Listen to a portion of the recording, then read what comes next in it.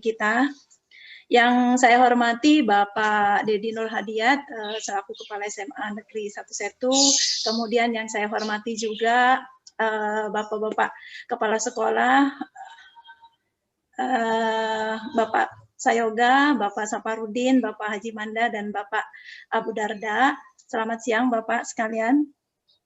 Kemudian yang saya hormati, selamat siang juga untuk Mr. Nobuyuki dari Jepang. Dan marilah teman-teman kita doakan semoga teman kita, sahabat kita Rizky yang sedang kuliah di Turki, semoga tidak terjadi apa-apa atau tidak terjadi sesuatu yang membahayakan. Baik Bapak Ibu sekalian, rekan-rekan, adik-adik sekalian, pada kesempatan kali ini saya akan menjelaskan tentang Stephen atau kita akan menjelaskan tentang personal genetik ya, dari seseorang.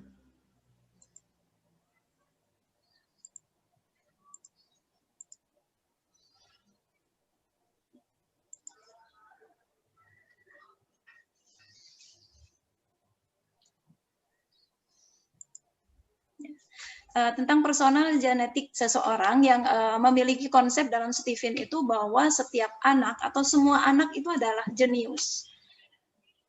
Kenapa? Karena ketika seorang bayi itu dilahirkan atau bahkan sejak di dalam kandungan, Allah sudah menitipkan sesuatu berupa given, ya, yaitu sesuatu yang sudah melekat pada seseorang itu ketika dia dilahirkan, dia memiliki kelebihan-kelebihan. Jadi tidak ada seorang anak pun yang terlahir tanpa kelebihan. Itu dasar-dasarnya. Nah, masalahnya bagaimana kita bisa mengoptimalkan kelebihan-kelebihan atau given yang sudah diberikan oleh Allah kepada putra-putri kita, kepada anak-anak kita. Itu permasalahannya. Nah, kemudian di samping kekuatan atau kelebihan, ya, Allah juga ada menitipkan bahwa di setiap manusia itu punya kelemahan juga. Namun demikian, pada konsep Stephen kita akan mengacu semua kita berupaya untuk mengembangkan kekuatan-kekuatan yang ada. Sementara kelemahannya kita biarkan saja atau kita minimalisasi. Karena fokus kita adalah kepada kekuatan setiap anak-anak yang terlahir. Nah, apa yang ketika kita bicara tentang jenius, maka kita harus mengetahui dulu fakta tentang otak manusia. Nah, otak manusia itu sebenarnya hanya 2% dari berat tubuh kita, yaitu sekitar 1,5 kg. Namun demikian, otak itu menjadi modal utama bagi kehidupan kita. Ya. Jadi ketika nanti terjadi sesuatu dengan otak kita, maka pengaruhnya akan menyebar kepada seluruh komponen-komponen yang akan terjadi pada kehidupan seseorang. Kemudian otak itu menyerap 20% oksigen ya yang diserap oleh tubuh. Maka ketika ada oksigen yang kurang asupannya masuk ke otak, maka akan terjadi seperti stroke ya. Kemudian ada gangguan-gangguan yang awalnya menyerang otak kita kemudian akan berdampak pada seluruh tubuh kita.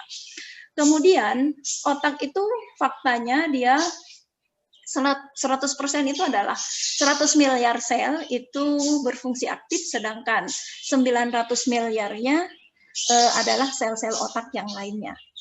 Kemudian koneksinya, satu sel neuron terkoneksi dengan 20.000 sambungan.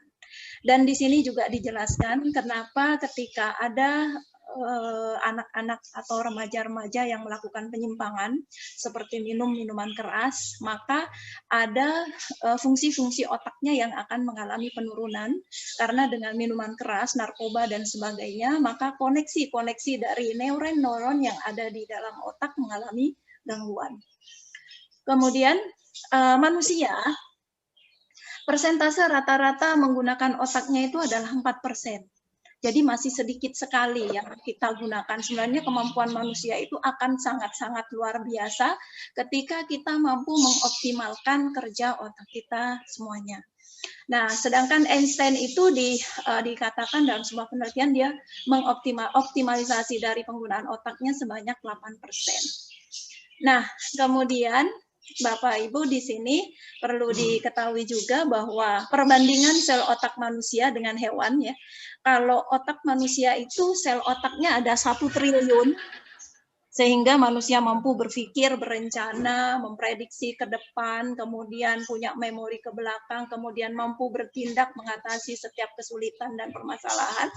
Karena memang manusia memiliki sel-sel otak yang jauh lebih besar dari hewan atau binatang yang lainnya. Nah, kemudian di antara hewan-hewan di sini ada apa ini? Monyet ya. Ini ada 10 miliar. Nah, di sini kenapa kalau hewan ini bisa dilatih ya? Karena dia memang masih memiliki jumlah sel otak yang lumayan besar dibandingkan dengan misalnya seperti tikus yang hanya punya 5 juta sel otaknya. Kemudian di sini ada kumbang yang memiliki hanya 100.000. Kemudian di sini ada kumbang bunga itu ya, itu sekitar 7.000. Jadi kita bisa bayangkan sel otak manusia dengan 1 triliun ini pasti kita kalau kita bisa optimalkan pengembangannya bisa kita melakukan apa saja. Baik, di dalam Steven ini untuk mengetahui otak kita ya karena kembali seperti yang tadi di awal saya sampaikan bahwa kita ketika lahir itu sudah ada given dari Allah bahwa kita itu diberikan karakter khusus, karakteristik yang khusus yang hanya dimiliki oleh setiap orang itu berbeda. Kemudian bagaimana untuk mengetahuinya? Kita kan nggak mungkin mengetahui otak itu langsung meneliti otaknya itu sendiri. Ternyata di sini ada hubungan antara pola sidik jari dengan otak. Nah, pola sidik jari ditentukan oleh gen dalam DNA dan bukan oleh lingkungan. Artinya, gen ini pola sidik jari itu terbentuk bukan karena misalnya kita yang sering nyuci maka sidik jarinya begini, yang nggak pernah kerja sidik jarinya begini, tidak ya. Tetapi sidik jari itu ketika kita lahir itu sudah ada. Namun demikian di dalam Steven biasanya pola sidik jari itu validnya itu anak kecil itu sekitar umur 1 tahun. Kecuali memang ada anak-anak tertentu yang 7 bulan itu sidik jari sudah bisa kita lacak sehingga bisa kita cek personal genetiknya. Nah, kemudian pola sidik jari adalah wajah sistem saraf kita dan otak adalah pusat pengendali sistem saraf. Jadi semua sistem saraf yang ada di dalam tubuh kita pengendalinya adalah otak. Sehingga kita harus benar-benar menjaga, melindungi otak kita agar tetap terjaga, tidak kena benturan atau kena hal-hal yang bisa mencederainya. Karena apa? Karena ya otak adalah pengendali dari semua sistem saraf yang ada di seluruh tubuh kita. Makanya kita juga tidak heran ketika ada orang yang stroke, ada pembuluh darah yang pecah misalnya di otak, maka fungsi tubuh yang lainnya akan terpengaruh. Misalnya tangannya tidak bisa bergerak, kakinya tidak bisa bergerak, atau bagian-bagian tubuh di muka ada maaf-maaf agak penceng dan seterusnya. Itu kenapa? Karena memang ada cedera pada otaknya. Nah, kemudian bicara tentang otak, ini dari tahun 1945 ya, bahkan dari tahun 1922 dan sebelumnya itu sudah banyak para ahli di seluruh dunia yang sudah berbicara dan membahas tentang bagaimana sistem operasional dari seorang manusia, dari seorang otak manusia itu seperti apa. Keluarlah teori bahwa di otak manusia itu terbagi ini. Kalau menurut Jung, dia membagi 4 bagian otak ini yang tentunya dengan potensi dan bakat serta karakteristik yang berbeda-beda. Jung membaginya 4, ada sensing, thinking, intuition, kemudian feeling. Kemudian dari Ned Herman, dia membagi otak itu menjadi limbik kiri, limbik kanan, kemudian neokortik kiri dan neokortik kanan. Kemudian kalau dari Paul MacLean, ya, dia membagi otak itu menjadi 3. Jadi ada otak mamalia. Otak mamalia itu kalau di sistem seperti sensing, feeling itu masuknya otak mamalia. Ya. Ada sensing, ada feeling. Kemudian ada otak insani. Nah, otak insani ini ada dua juga, yaitu bagian kiri atas itu untuk thinking, kemudian bagian otak kanan atas itu untuk intuiting. Kemudian di Stephen juga ada satu lagi, yaitu untuk otak reptil yang menurut Paul itu otak reptil, kalau di Stephen menggunakan istilah otak tengah, ya, otak tengah dengan nama personal genetiknya itu adalah, atau mesin kecerdasannya itu adalah insting. Jadi dalam Stephen itu tidak ada satu teori pun yang bertentangan dengan Stephen. Ya. Jadi semuanya sejalan. Jadi untuk sensing ini adalah otak kiri bawah dominannya, kemudian thinking otak kanan, otak kiri atas, intuiting itu otak kanan atas, kemudian untuk feeling itu otak kanan bawah, kemudian untuk insting adalah otak tengah. Lalu apa dimensi yang ada dalam otak manusia? Jadi dalam otak manusia itu ada 3. Yang pertama adalah kapasitas otaknya atau volumenya. Yang kedua sistem operasi otaknya. Kemudian yang ketiga ini adalah budaya otak. Di mana yang kapasitas otak dan sistem operasi otak itu adalah yang disebut given itu. Yang sudah kita bawa ketika kita lahir itu sudah pemberian yang kuasa. Dan ini tidak bisa dirubah. Nah, kemudian yang budaya otak itu adalah koleksi dari historis, dari apa yang otak terima setiap hari, setiap waktu, setiap detik, setiap menit, mulai kita lahir sampai pada suatu waktu. Itu budaya otaknya.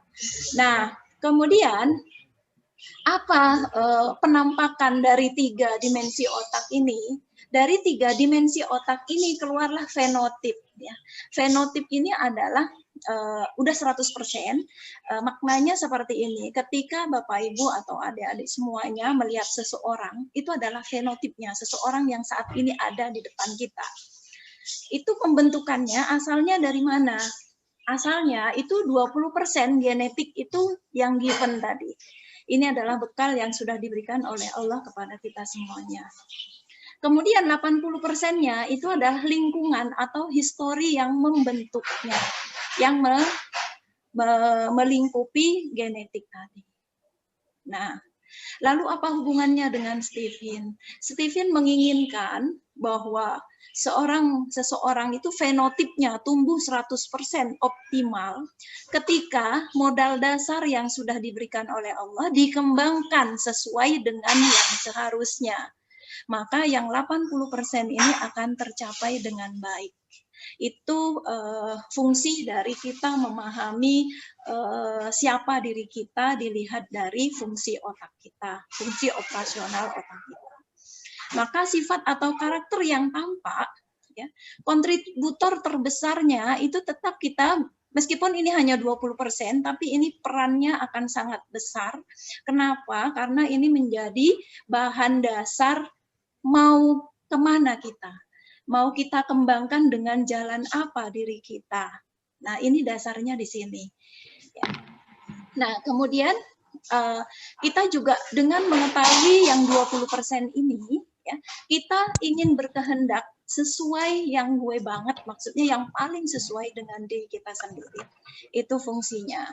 Nah, maka di sini di dalam Stephen dituliskan bahwa orang yang istimewa itu adalah kita merujuk kepada yang 20% untuk meraih optimalisasi dari yang 80%.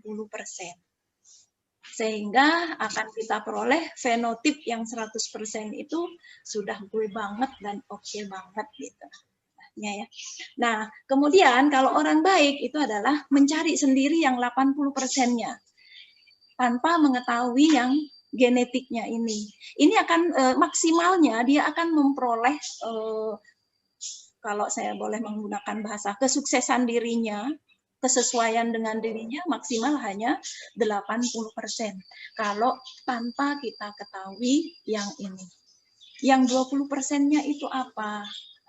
Nah, sekarang kalau kita ingin berkembang, mengembangkan hanya yang 80%, artinya tanpa kita mengetahui yang 20% itu kita akan bisa jadi itu gambling. Ya. Karena bisa jadi kita akan buang-buang waktu, kemudian ternyata tidak cocok, baru kita pindah lagi. Kemudian misalnya kita memilih jurusan kuliah, kita coba-coba, ternyata di tengah jalan nggak sesuai, kemudian kita pindah lagi, dan seterusnya.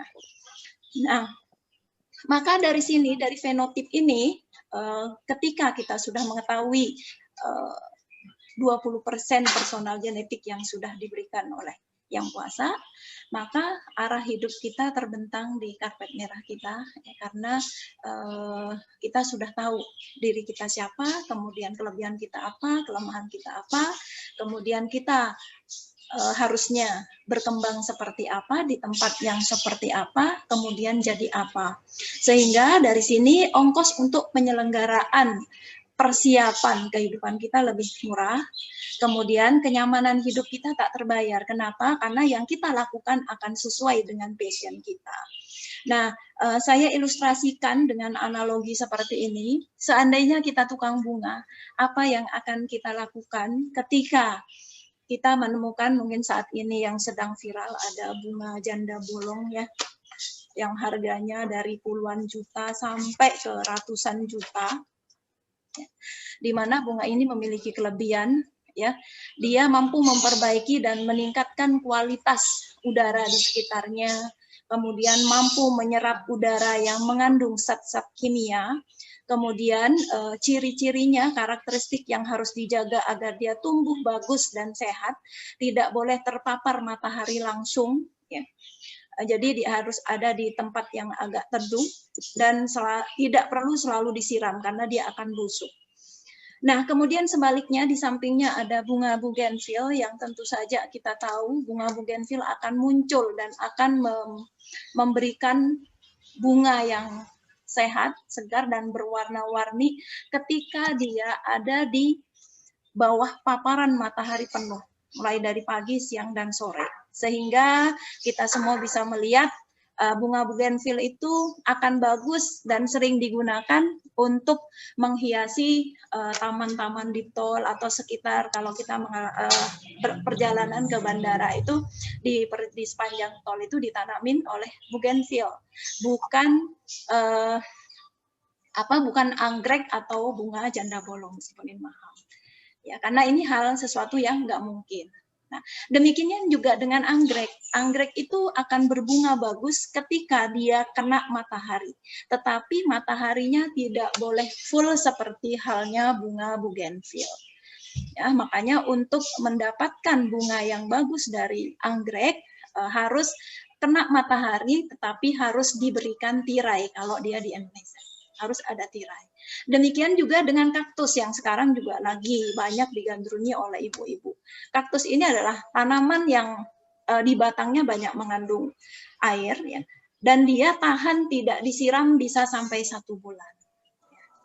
Nah, kemudian di sini ada bonsai, kemudian di sini ada cabai. Kenapa saya masukkan cabai di sini ke dalam bunga? Karena cabai di sini adalah cabai yang memang fungsinya juga untuk keindahan, bukan semata-mata untuk diambil fungsinya untuk masakan. Nah, dari 6 bunga yang saya tampilkan ini tentu saja memiliki karakteristik yang berbeda. Ya.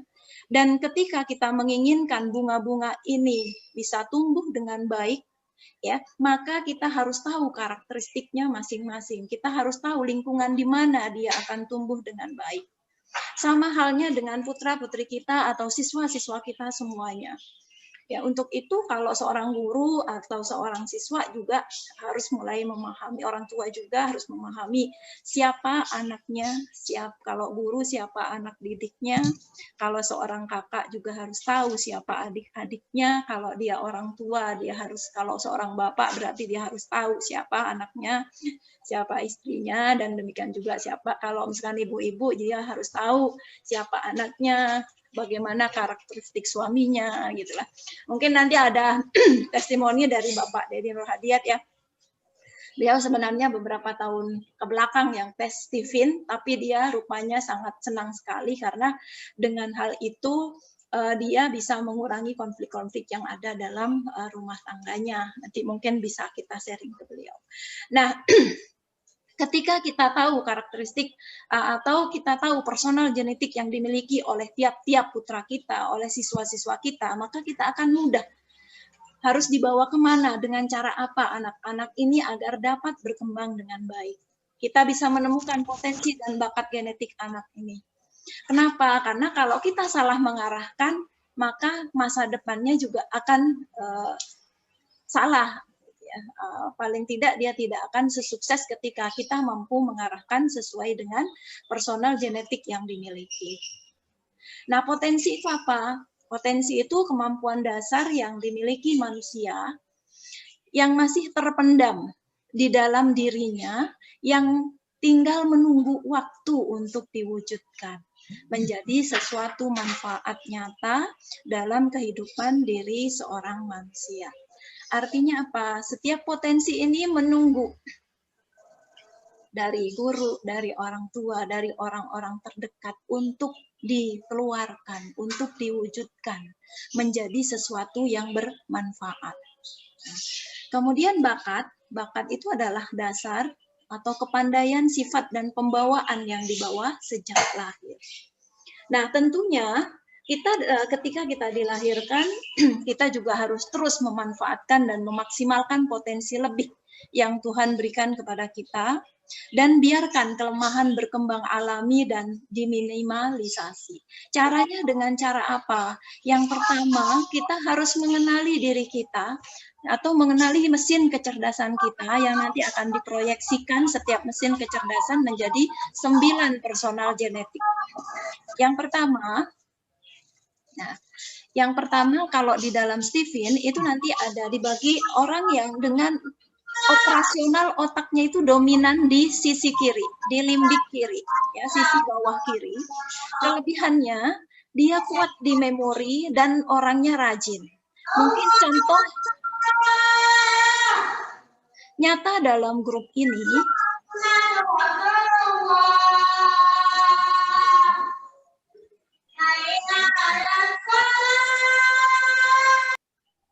bisa di-mute nggak yang lain? Ya. Nah, di-mute dulu suaranya yang lain. Sudah, Pak. Nah, yang pertama adalah sensing. Sensing itu kekuatannya di memori, ya. Kemudian tipe orangnya tipe yang rajin. Mungkin dalam grup ini yang tadi berbicara tentang bisnis, ya, tentang penjualan, tentang marketing, itu salah satunya adalah contoh Bapak Haji Sayoga, ya, salah satu kepala sekolah di SMA di Kabupaten Bekasi, dan kebetulan beliau memang sensing banget, jadi sensingnya itu kelihatan. Beliau adalah seorang pebisnis, seorang marketing yang sukses, meskipun beliau juga sibuk dengan jabatan beliau sebagai kepala sekolah. Ya. Nah, kemudian manfaatnya apa ketika beliau memanfaatkan, jadi di sekolahnya juga di ekskulnya juga ada ekskul kewirausahaan. Ini salah satu contoh orang sensing yang ada di grup ini. Ya. Jadi beliau memorinya kuat, detail, kemudian rajin, ya, orientasinya kepada produk. Nah, itu orang sensing. Kemudian di atasnya di sini ada orang thinking yang analitik, logikanya bagus, kemudian pandai. Nah, di dalam grup ini ada Bapak Dedi Nurhadiat, ya, sebagai orang thinking.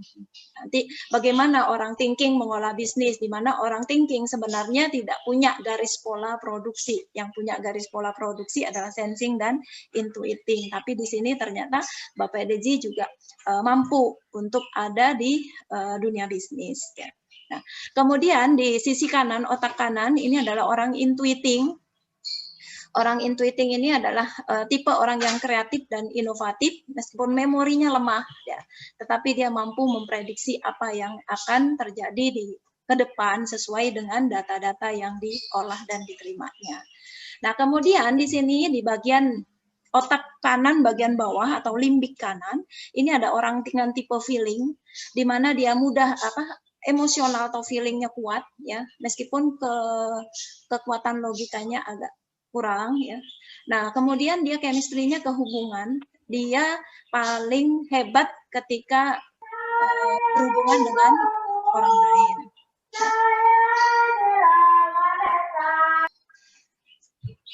Kemudian yang kelima, ini ada otak tengah ya. Kalau yang di teori McLean, disebut dengan otak reptil. Kalau di kita dengan otak tengah, ya. Ini adalah orang insting. Ya, orang insting ini adalah kekuatannya di naluri. Makanya orang insting seringkali disebut dengan orang yang punya mata ketiga, ya, dan serba bisa. Ini disebut dengan anak-anak yang generalis, jadi dia bisa diarahkan sesuai dengan pola pengembangan anak sensing, bisa juga dengan anak thinking, bisa juga dengan pola intuiting maupun pola orang-orang feeling. Nah, kemudian apa? Nah, ini agak detail ya di sini. Untuk mesin kecerdasan sensing, dia eksitasinya tinggi, artinya pengaruh luarnya tinggi. Makanya orang sensing akan optimal ketika dia ada sparring partnernya. Kita berikan pesaing di sebelahnya, maka dia akan lebih mampu untuk mengoptimalkan semua kemampuannya. Sedangkan inhibisinya rendah, makanya dia rajin. Kenapa? Karena hambatan dari dalamnya kecil. Ya, makanya orang sensing cenderung rajin. Ya. Nah, kemudian orang sensing itu tipenya tipe yang harus nggak bisa abstrak. Jadi dia harus nyata. Ketika misalnya Bapak Ibu punya teman orang sensing, makanya kalau kita ingin membuktikan bahwa kita perhatian, harus diberikan sesuatu yang berwujud. Nggak bisa hanya dengan kata-kata. Harus diberikan hadiah yang ada wujudnya. Misalnya barang, pakaian, atau apalah. Kemudian orang sensing ini teliti. Nah, untuk di keuangan, orang sensing ini bagus, karena dia teliti dan detail. Kemudian, pikirannya terangkai, sehingga ketika kita nanti berkomunikasi dengan orang sensing, itu tidak boleh ada yang terlewat. Jadi harus kita sampaikan semuanya. Ya.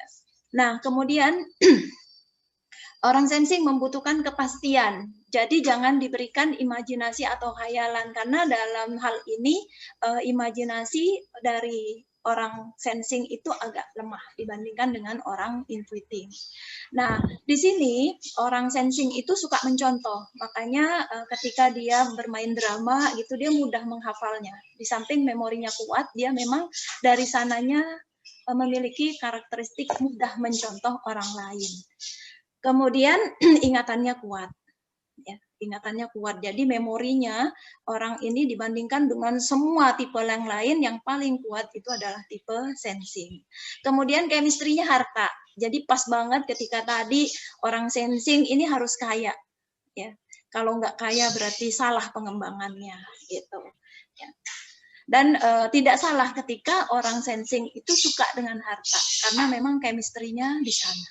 Ini tipe yang pertama. Lambangnya dia jempol, ya. Nah, orang sensing ini lambangnya jempol tangan kita, ya. Jadi dia lebih kepada fisiknya yang kuat. Nah, nanti dibahas juga di dalam cara belajar orang sensing seperti apa setelah ini, ya. Nah, kemudian untuk mesin kecerdasan thinking, yaitu otak kiri atas. Dia eksitasinya rendah, artinya pengaruh luar rendah. Jadi dia tidak mudah dipengaruhi oleh orang lain di luarnya, maka kesannya dia dingin, kurang peka. Itu karena eksitasinya rendah.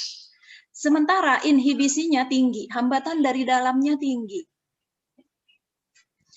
Nah, makanya dia bersifat maskulin. Maskulin itu kan lawan dari feminin. Feminin itu identik dengan keramahan, ya, identik dengan kepedulian. Gitu. Nah, orang thinking cenderung maskulin. Kemudian dia kritis, ya, karena memang logikanya yang kuat. Dan selalu bertanya tentang data dan fakta, ya, sekali lagi karena memang dia adalah logis rasionalis. Nah, nanti ketika kita sering bertanya kepada anak-anak kita misalnya, maka yang kita kedepankan itu jangan tanya perasaan, tapi apa yang kamu pikirkan. Karena orang thinking itu banyak yang dipikirkan, apa-apa dipikirkan. Ya. Nah, di sini dia logikanya 100%, tapi feelingnya hanya 20%. Makanya ketika kita menuntut orang thinking untuk perasaannya peka, halus, dan seterusnya, itu kurang tepat. Ya, karena memang dari dasarnya dia lebih cenderung berpikir logis dan rasional. Kemudian chemistry-nya tahta. Ya. Jadi orang thinking akan mencapai sesuatu yang merasa gue banget ketika dia memiliki tahta.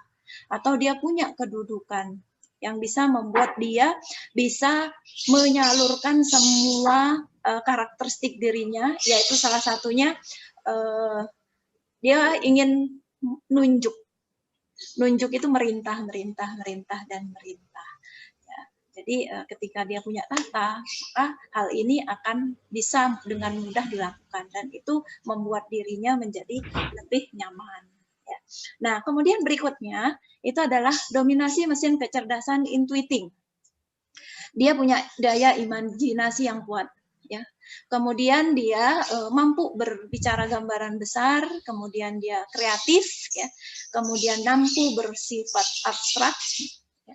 Kemudian teoritis, orientasinya ke masa depan, ya. Dia eksitasinya rendah, eksitasi pengaruh luarnya rendah, sehingga dia terkesan cuek dan apatis. Kenapa? Karena luar itu tidak terlalu berpengaruh pada dia. Dia akan berpikir tentang apa yang ada di dalamnya. Kemudian inhibisinya rendah, hambatan di dalam dirinya itu rendah, sehingga orang intuiting itu cenderung kalau bahasa ininya bisa terlihat tidak ada capeknya. Dia terus berkembang, dan berkembang. Dia tidak pernah lelah. Kenapa? Karena nyaris tidak ada hambatan dalam dirinya. Tuh. Kemudian sukanya analogi dan metafor, diksi ya. Jadi analogi. Makanya tadi kenapa saya membandingkan tumbuhan dengan manusia. Kita menganalogikan. Nah, orang intuiting punya kelebihan dalam ini. Jadi dia suka menganalogikan. Kemudian suka alternatif. Suka cerita fiksi. Ya, kalau tadi orang thinking sukanya cerita non fiksi, yang ini ceritanya suka cerita-cerita fiksi. Kemudian gambarannya selalu gambaran yang besar dan strategis. Orang ini tidak suka bicara detail, ya. Kemudian dia tidak suka bicara hal-hal yang bersifat pribadi. Ya, jadi ketika kita menemui orang intuiting, maka hindari pembicaraan yang bersifat agak pribadi. Karena dia tidak suka. Ya. Kemudian chemistry-nya di sini adalah kata atau kalam, ya, kalam atau ilmu. Jadi biasanya orang tipe ini rasa ingin tahunya dan motivasi untuk belajarnya lebih tinggi dibandingkan dengan orang dengan tipe-tipe yang lain. Nah, kemudian yang tipe berikutnya, dominasi kecerdasan untuk feeling. Nah, orang-orang feeling ini eksitasinya tinggi. Dia pengaruh dari luar tinggi. Jadi untuk Bapak Ibu atau adik-adik yang merasa personal genetiknya feeling, maka kalau dia orang tua harus mengontrol siapa teman-teman anaknya yang feeling ini. Karena mudah sekali dia terpengaruh oleh lingkungan. Kemudian kita ketika adik-adik sendiri yang merasa feeling, maka harus pinter-pinter mencari teman, menyaring teman-temannya. Siapa yang harus jadi partner belajar, partner bermain, ya? Karena nanti suatu saat kamu akan terpengaruh oleh dia. Karena eksitasinya tinggi, pengaruh dari luar itu tinggi. Sedangkan inhibisinya juga tinggi. Nah, inhibisi itu hambatan dari dalamnya juga tinggi anak feeling ini. Makanya kenapa anak feeling itu cenderung untuk kemudian. Jadi kalau moodnya lagi nggak nyaman, dia akan rewel, sering-sering nangis, tahu-tahu ngambek, tahu-tahu mojok. Nah, itu ciri-ciri anak feeling. Biasanya Bapak Ibu mungkin yang sekarang punya bayi, punya anak kecil di bawah balita dan seterusnya yang sering rewel itu biasanya anak feeling. Kenapa? Tuh karena eksitasinya tinggi, kemudian inhibisinya juga tinggi. Nah, kemudian dia pandai merasakan, ya. Kemudian main hati. Jadi dia tidak bisa cuek, dia empatinya tinggi kepada teman-teman dan lingkungannya. Kemudian dia suka sekali bertemu, bergaul, berbicara dengan orang lain. Kemudian apa-apa diukur dengan perasaan, makanya seringkali orang feeling itu dianggap anak yang baperan. Kemudian hangat dan ramah. Kenapa orang feeling mampu dia menutupi ketidaksukaannya demi menyenangkan orang lain? Itu tipe orang feeling. Ya. Kemudian di sini juga ada mudah tersinggung, yaitu karena dia bermain perasaan, tidak berdasarkan logika. Ya. Kemudian suka ngobrol. Nah, orang feeling kalau ketika dia suntuk macam-macam, maka semua unek-uneknya, apa-apa yang dalam dirinya itu harus diceritakan ke orang lain baru dia lega. Ya, jadi kalau ketika kita punya teman orang feeling, maka pandai-pandailah kita menjadi pendengar atau tempat curhat bagi mereka. Maka hubungan komunikasinya akan menjadi baik. Kemudian lembut dan penyayang. Iya, biasanya orang feeling ini. Namun orang feeling ketika kita punya salah atau sesuatu yang benar-benar melukai dia sulit untuk move on.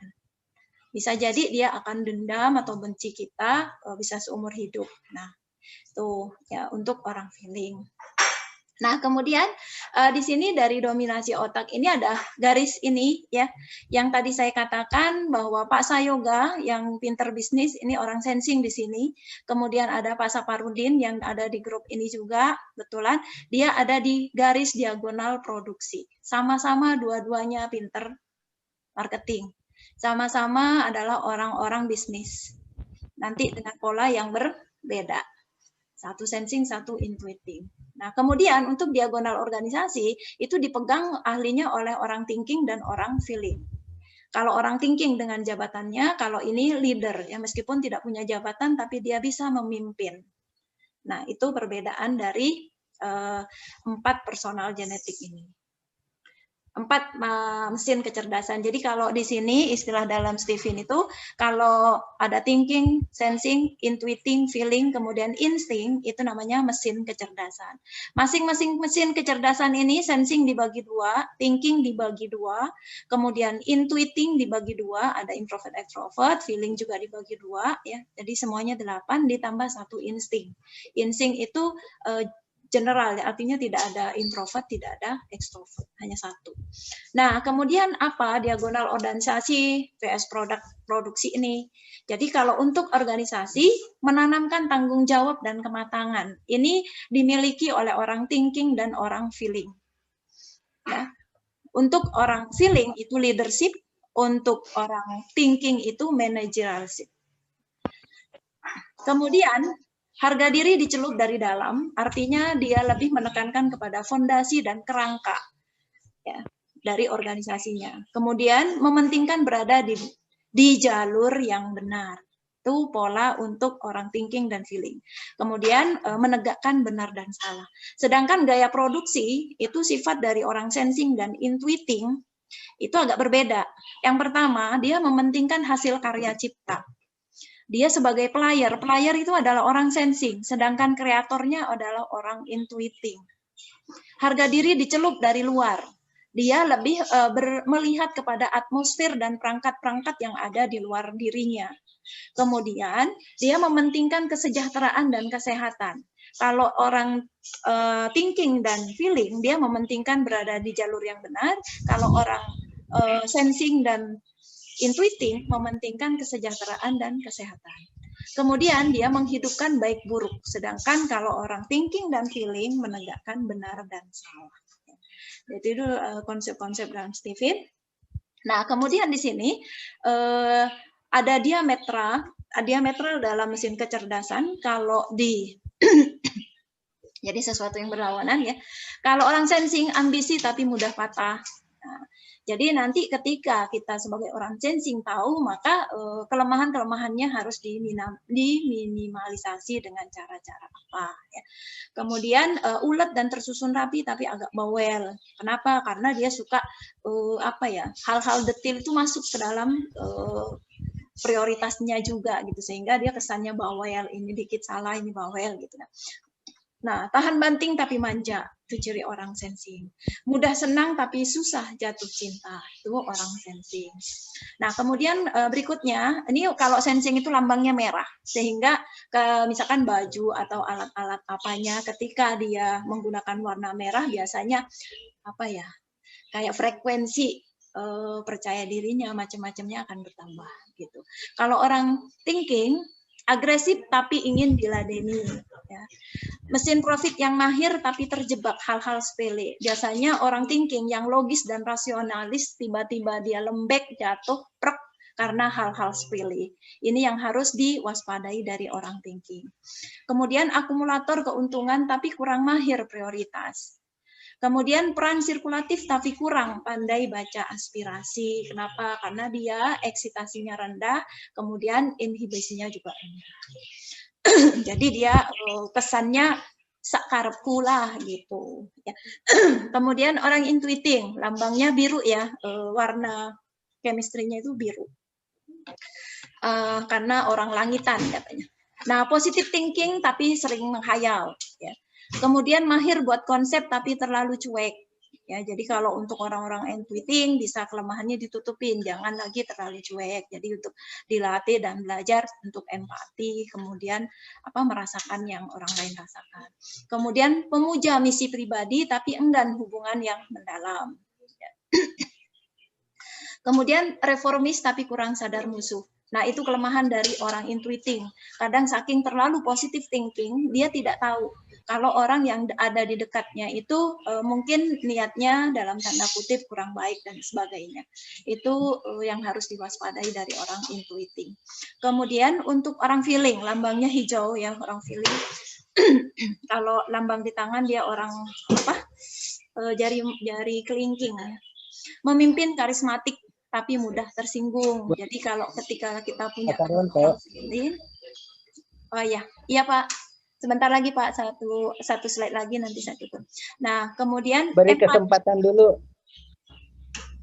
Ya, beri Pak. kesempatan dulu Mr. Nobuyo Suzuki, karena Mr. Nobuyo Suzuki itu kan baru mau punya anak. Ya Pak. Barangkali diberi kesempatan dulu untuk Mr. Suzuki untuk bertanya. Oh, boleh. Silakan Pak Saronto. Aku nggak nutup slide ya, biarin aja langsung. Silakan Pak Saronto. Halo Mr. Suzuki. Halo Mr. Suzuki. Kok nggak ada suaranya? Tolong itu Mr. Suzuki nggak ada suaranya, dibuka dulu Mr. Suzuki. Yang tulisannya Indah Kusuma dibuka dulu. Oke, Mr. Suzuki, kebetulan kan Mr. Suzuki mau melahirkan anak sebentar lagi ya. Jadi barangkali nanti untuk mengetahui watak Mr. Suzuki dengan watak ibunya itu untuk membuka perusahaan kafe atau perusahaan apapun kan harus saling memahami kelebihan Mr. Suzuki apa, kelemahan di ibu itu apa. Nah, kemudian nanti yang ada di anak Mr. Suzuki juga sama. Begitu juga dalam organisasi. Nanti dalam organisasi perusahaan yang Mr. Suzuki miliki, itu orang-orang yang di dalam itu harus bisa dikenali kelebihan masing-masing. Nah, maksud saya itu barangkali. Baik, Pak. Istri saya bilang kan begitu. Tapi rahasia itu katanya. Oh iya. Iya, rahasia. Nanti Mr. Kali ada kesulitan, maka silakan. Halo. Silakan. Kesulitan.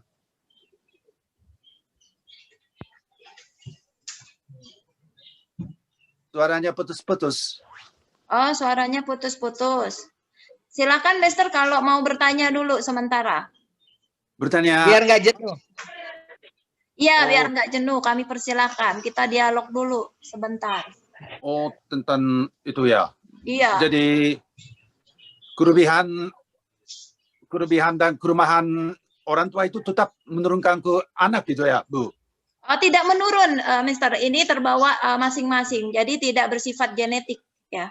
Jadi kalau misalnya bapaknya tipe thinking, ibunya thinking, belum tentu jaminan anaknya thinking. Bisa jadi tipenya sensing dan lain-lain.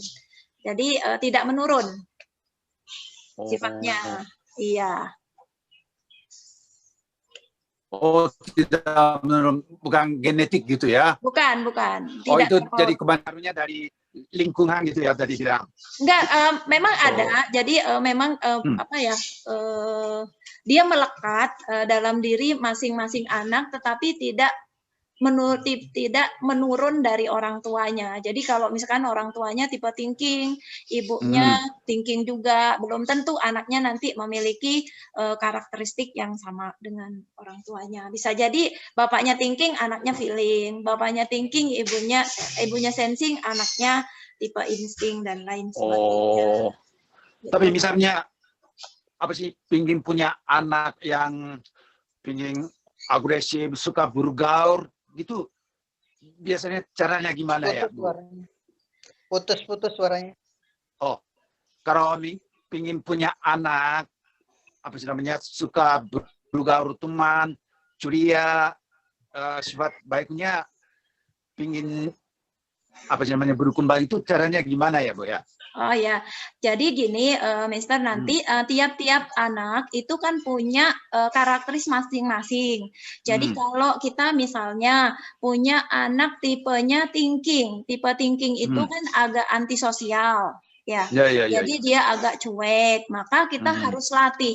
Kita harus latih perasaannya. Tapi kalau anaknya Mister itu nanti orang feeling, sudah pasti dia bawaan dari sananya, bawaan dari bayi lah bawaannya, jadi given-nya itu sudah pasti pandai bergaul gitu. Ya, nanti kita lihat dulu kalau memang sudah orang feeling, kita tinggal memotivasi sedikit, memberikan lingkungan. Tapi kalau misalkan anak thinking atau anak sensing, baru kita berikan treatment yang agak lebih. Ketika kita menginginkan anak-anak kita itu humanis. Kalau ciri khas anaknya munculnya kira-kira berapa tahun atau berapa bulan, itu tergantung anaknya ya, Bu ya? 1 tahun sudah bisa dites, Mister. Oh, 1 tahun bisa dites ya? Nanti ketika setelah dites, baru kita berikan, anaknya Mister ini. Nanti untuk menumbuhkan perasaannya, ada yang dengan cara memberikan piaraan hewan-hewan, itu juga melatih perasaannya untuk berkembang, untuk mencintai, untuk empati, dan seterusnya. Jadi seperti itu. Oke. Mister, kebetulan kan Ibu Mister sekarang masih ada ya. Usia berapa sekarang orang tua? Orang tua siapa, saya? Iya. Orang tua saya adalah, kalau ibu sudah 87. Begini, karena usianya sudah 87, biasanya kan perasaannya itu kembali lagi ke usia muda. Oleh sebab itu, supaya bisa membahagiakan, sebaiknya Mr. Suzuki dengan ibu, dengan istri harus dites-tipin dulu itu, biar bisa membahagiakan. Ibu maunya apa gitu. Oh, siap. Saya nanti akan tanyain sama ibunya ya. Oke, kita bisa lanjut. Sama. Ya, oke, dilanjut. Ya. Nah, kemudian dari 5 mesin kecerdasan tadi, mulai dari sensing, thinking, intuiting, feeling, semuanya memiliki chemistry atau clue ya. Jadi kalau orang sensing, clue-nya memang harta, jadi kita tidak bisa menyalahkan atau tidak bisa kok dia matre banget, demen gitu. Ya memang dari sananya seperti itu. Kemudian thinking, chemistry-nya dengan tahta, karena dengan tahta dia mampu merasa gue banget gitu ketika dia menduduki, sehingga sifat-sifat karakteristiknya yang dia harus nunjuk, harus nyuruh, dan semuanya bisa terakomodir. Kemudian kalau orang intuiting, dia chemistry-nya di kata atau kalam ya, atau ilmu ya, berarti kita fasilitasi, dia ingin serba tahu dan sebagainya. Kemudian kalau orang feeling, memang chemistry-nya di cinta, dia biasanya selalu ingin membangun hubungan-hubungan dengan teman, dengan karib, dengan baik tetangga, atau di lingkungan RT, lingkungan mana saja, lingkungan tempat kerja. Ya, kita harus paham itu juga. Kemudian kalau orang insting, dia chemistry-nya selalu ingin bahagia. Dia bisa bahagia dengan memiliki separuh hartanya orang sensing. Suaranya putus-putus. Oh, putus-putus ya, Pak. Iya. Dek, jangan pakai internet, Dek. Nah, kemudian di sini juga di Stephen itu dilengkapi dengan pola segi 5 ya. Siapa mendukung siapa, kemudian siapa menaklukkan siapa, sehingga ini berfungsi nanti untuk menopang sosial ya, keluarga, suami istri maupun cinta segitiga di sini ya. Jadi kalau di sini mendukung itu artinya jempol ini orang sensing akan mendukung orang insting. Ini akan bagus ketika istrinya sensing, suaminya insting. Kalau orang thinking, nah thinking mendukung intuiting. Nah, kalau istrinya ini pola menaklukkan, maaf, ini menaklukkan. Jadi kalau ngelangkap satu itu menaklukkan. Jadi sensing menaklukkan orang insting. Kemudian thinking menaklukkan orang intuiting. Orang insting menaklukkan orang feeling. Orang feeling akan menaklukkan dengan tipe thinking. Nah, hal ini akan berpengaruh kepada pola hubungan suami istri di sini atau pola hubungan dengan teman juga bisa. Jadi misalnya suaminya sensing, istrinya insting, maka ini akan membangun chemistry yang bagus. Kenapa? Karena suami menaklukkan istri. Dan menjadi kurang bagus ketika ini dibalik. Dan seterusnya. Ini pola menaklukkan. Kemudian pola mendukung, ya. Jadi pola mendukung itu sensing ini mendukung yang di depannya. Jadi kalau langsung di depannya, jadi kalau orang sensing akan mendukung orang thinking. Orang thinking akan mendukung orang insting. Kalau dalam keluarga, maka kalau istrinya sensing, suaminya thinking akan bagus kan istrinya. Atau istrinya thinking, suaminya insting. Istrinya insting, suaminya intuiting. Itu akan bagus. Dan seterusnya. Nah, kemudian ada pola cinta segitiga ini, maksudnya ini. Jadi kalau suami yang bagus itu menaklukkan istri. Atau istri menaklukkan suami. Jadi nanti ibaratnya kalau boleh saya bicara di sini, kalau misalnya mau poligami 2, ya, maka istri yang satu adalah istri yang mendukung dia sebagai suami. Kemudian cari satu lagi itu boleh. Ya, dia yang bisa menaklukkan si istri. Jadi bisa milih 2 itu. Nah, mungkin itu seputar ini nanti kalau misalnya mau konsultasi berikutnya berarti harus tes dulu baru saya jelasin yang seperti ini. Lanjut lagi ya. Ini masih banyak ya sebenarnya untuk cara belajar anak sesuai dengan mesin kecerdasan ya. Kalau insting, maka karena dia insting itu dia paling anti dengan konflik karena kalau ada konflik dia akan mudah traumatik. Nah, ketika traumatiknya tidak cepat diatasi, itu akan mempengaruhi prestasi anak ini. Jadi khusus anak insting ketika dia trauma, misalnya melihat pertengkaran orang tua dan sebagainya, dia akan melekat dalam dirinya. Dan itu harus cepat-cepat diperbaiki atau dinetralkan sehingga dia bisa kembali belajar dalam suasana santai. Dia anak insting belajarnya harus berkelompok karena dia memang ingin nimbrung dalam segala suasana. Hilangkan tekanan karena dia paling mudah stres dan tidak bisa dipres untuk ngebut. Itu ciri-ciri anak insting. Nah, Pak, ini udah jam 12 lewat, Pak. Ini masih diterusin, Pak. Masa? Waktunya udah lewat. Udah ya. aja.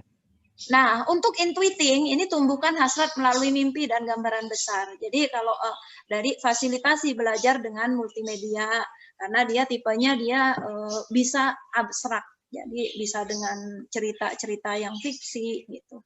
Bisa. Kemudian untuk thinking, buat jadwal dan aturan main. Karena orang thinking itu bisa belajar dalam dalam rute yang begitu cepat. Dia bisa ya. Kemudian kalau untuk anak sensing, untuk sensing awali dengan aktivitas fisik ya, agar myelinnya panas ya, kemudian dia bisa menerima pembelajaran dengan bagus. Jadi kalau ketika kita punya anak sensing, besok mau ujian, sore dia pergi main futsal, itu dibiarkan saja. Karena nanti begitu dia tubuhnya itu hangat, dia akan mudah sekali dalam belajar. Jadi ciri-ciri orang sensing. Nah, kemudian kalau orang feeling, jaga moodnya. Ketika anak-anak kita ujian, itu untuk orang feeling memang benar-benar ibu atau bapaknya harus menjaga moodnya dia. Karena dia bisa belajar ketika moodnya bagus. Tapi kalau moodnya sedang nggak bagus, mau belajar berjam-jam, tidak akan masuk. Itu untuk anak orang feeling.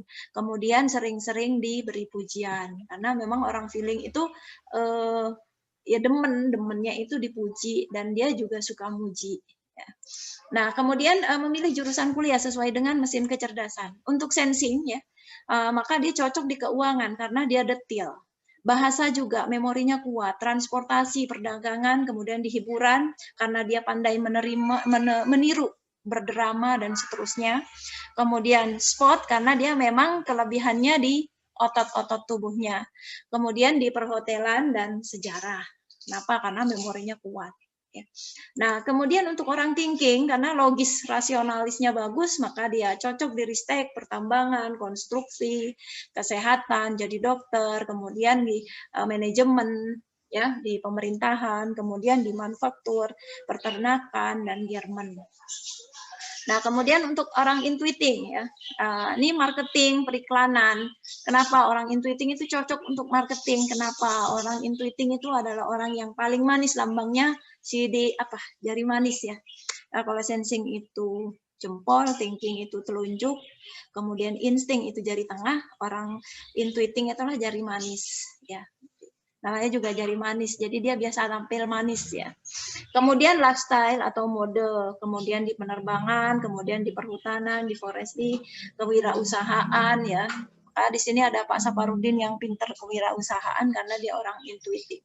Kemudian penulis karena dia bisa memprediksi, kemudian kalau untuk cerita non fiksi dia bisa jadi penulis karena bisa memprediksi, kemudian dia juga bisa seniman, sinematografi karena khayalan, imajinasinya kuat. Kemudian dia juga bisa menjadi spionase atau kepolisian ya. Jadi kalau untuk nyari maling, kemudian nyari orang jadi intel itu cocok orang intuiting ya.